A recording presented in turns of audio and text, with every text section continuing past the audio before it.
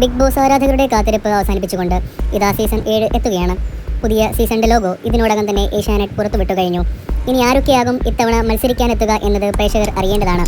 നിരവധി പേരുകൾ ഇപ്പോൾ സോഷ്യൽ മീഡിയയിൽ ചർച്ചയാകുന്നുണ്ട്. സിനിമാ സീരിയൽ മേഖലകളിൽ നിന്നുള്ള സോഷ്യൽ മീഡിയ താരങ്ങളുടെ പേരുകളെല്ലാം ചർച്ചകളിൽ ഇടം പിടിച്ചിട്ടുണ്ട്.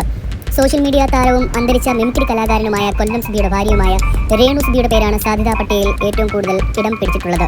പച്ച വീട്ടിൽ പ്രസന്റേഷൻ എന്നറിയപ്പെടുന്ന യൂട്യൂബർ രോഹിത്താണ് മറ്റൊരാൾ. ഗ്രീൻ ഹൗസ് ക്ലീനിങ്ങിൽ എന്ന യൂട്യൂബ് ചാനലിലൂടെ വൈറലായ താരമാണ് രോഹിത്. അടുത്തിടെ ഇയാൾക്കെതിരെ അമ്മയും സഹോദരിയും രംഗത്തെത്തിയത് വലിയ ചർച്ചയാകുന്നു.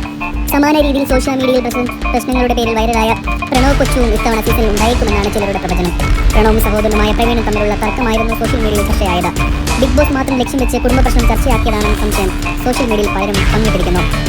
മോഡലും സോഷ്യൽ മീഡിയ ഇൻഫ്ലുവൻസറുമായ ജാസിക്കും സാധ്യത കൽപ്പിക്കുന്നുണ്ട്. ബിഗ് ബോസിൽ അവസരം കിട്ടിയാൽ താൻ തീർച്ചയായും പങ്കെടുക്കുമെന്ന് മുൻപ് ജാസി തുറന്നു പറഞ്ഞിരുന്നു.